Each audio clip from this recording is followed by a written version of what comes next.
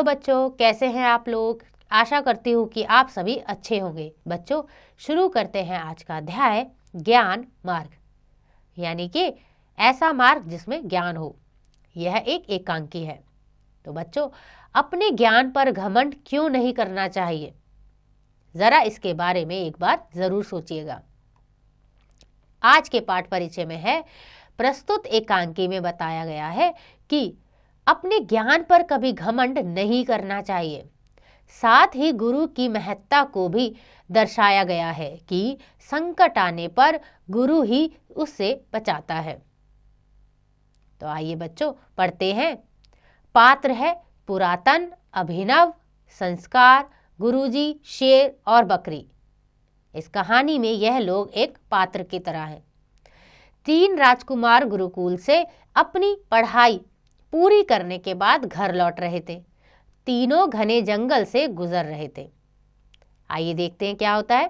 पुरातन, हम तीनों इस बात पर गर्व कर सकते हैं कि हमने ज्ञान प्राप्त कर लिया है।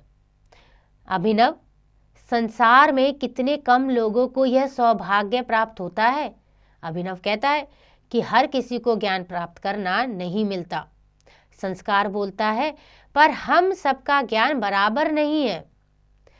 तो यह सुनकर पुरातन कहता है, क्या मतलब है तुम्हारा संस्कार। उसी समय संस्कार कहता है, मेरा ज्ञान तुम दोनों के ज्ञान से अधिक है, यानी कि जो ज्ञान मेरे पास है वो तुमसे ज्यादा है। पुरातन कहता है, कैसी मूर्खता वाली बातें कर रहे हो, मैं तुम दोनों से बड़ा हूं, मेरे ही पास ज्यादा ज्ञान है। यह सुनकर अभिनव बोलता है, मैं तो गुरुकुल आने से पहले भी पढ़ता था, मेरा ज्ञान तुम दोनों से ज्यादा है। पुरातन, यही बात है तो चलो परीक्षा हो जाए। यानी कि संस्कार, पुरातन और अभिनव एक दूसरे से बात करते हैं कि किसके पास कितना ज्ञान है। तो सोचते हैं कि आइए इसकी एक परीक्षा करें। देखो आगे क्या होता है। संस्कार, तो अभिनव, सबसे पहले तुम अपने ज्ञान का परिचय दो, यानी कि अपने ज्ञान के बारे में बताओ।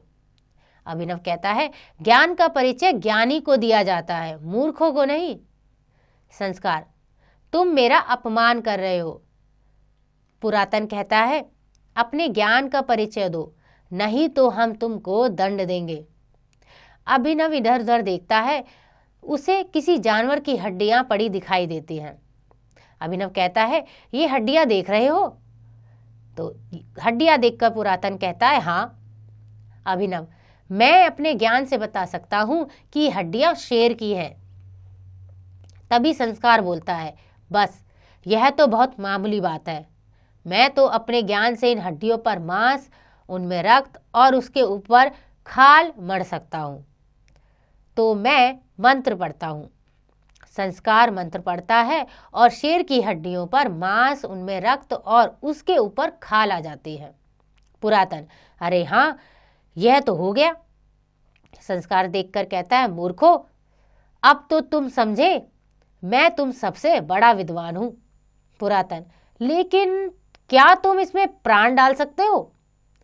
तो संस्कार कहता है, नहीं, पर यह तो तुम भी नहीं कर सकते। यह सुनकर पुरातन बोलता है, मैं इसमें प्राण भी डाल सकता हूं, यानी कि इसको जिंदा कर सकता हूं। यह देखकर अभिनव बोलता है, पर ऐसा मत करना। पुरातन, क्यों। अभिनव समझाता है, इसके बाद शेर हमें खा जाएगा। यह सुनकर पुरातन बोलता है, पर मुझे तो सिद्ध करना है, यानी कि मुझे बताना है कि मैं तुम दोनों से अधिक ज्ञानी हूं। अभिनव, नहीं नहीं, शेर हमें खा जाएगा। पुरातन मंत्र पढ़ता है और शेर जीवित हो जाता है। शेर दहाड़कर उनकी तरफ बढ़ता है। वे बचने की कोशिश करते हैं। अभिनव, अब हम बच नहीं सकते। संस्कार, शेर हमें खा ही जाएगा। तो अभिनव कहता है, अरे वह देखो, वह कौन आ रहा है। संस्कार, अरे वे तो गुरुजी हैं। गुरुजी पास आ जाते हैं। अभिनव, गुरुजी, हम लोग संकट में पड़ गए हैं, यानी मुसीबत है हमारे ऊपर। गुरुजी, मैं जानता हूं। पुरातन, गुरुजी हमारी जान बचाइए। यह सुनकर गुरुजी कहते हैं, मुझे मालूम था कि तुम लोगों के अंदर अभी अहंकार बहुत है, यानी कि घमंड बहुत है, और तुम अपने ज्ञान से अपना नुकसान भी कर सकते हो, इसलिए मैं तुम लोगों के पीछे पीछे आ रहा था। पुरातन: गुरुजी, मुझसे बड़ी गलती हो गई, शेर हम सबको खा जाएगा। यह सुनकर गुरुजी बोलते हैं, घबराओ नहीं, मैं अपने ज्ञान से इस शेर को बकरी बना दूंगा।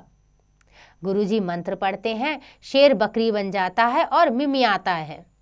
गुरुजी: शिष्य ध्यान रहे, वह ज्ञान जिससे अपनी या दूसरों की हानि हो यानी नुकसान हो, ज्ञान नहीं बल्कि अज्ञान है। ज्ञान तो सबकी भलाई के लिए ही होता है, ऐसा गुरुजी तीनों को समझाते हैं। तो तीनों कहते हैं, एक साथ कई बार कहते हैं, ज्ञान तो सबकी भलाई के लिए ही होता है। बच्चों, यह कहानी लिखी है असगर वजाहत ने, और इस कहानी के माध्यम से उन्होंने बताया है कि ज्ञान का उपयोग अच्छी जगह पर करना चाहिए जिससे दूसरों की भलाई हो।